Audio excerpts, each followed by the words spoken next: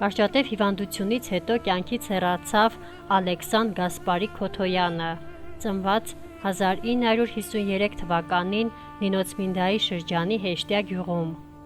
Հուղարկավորությունը տեղի կունենա հունիսի 24-ին ժամը 13-ին Հեշտյա գյուղում։ Բարեկամները, հարազատները խորհրդիշտ են ապրում իրենց սիրելի Ալեքսան Քոթոյանի մահվան կապակցությամբ և ցավակցում ընտանիքին։ Հորս խոսքով ես սնվեցի, այս աշխարհը իմացա, կյանքս կյանքիդ պես ապրեցի, հայրիկ, քեզնով հիացա,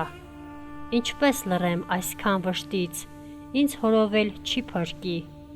իմ լավ հայրիկ, սրտիս վերքից խոսքն եմ ասում իմ սրտի։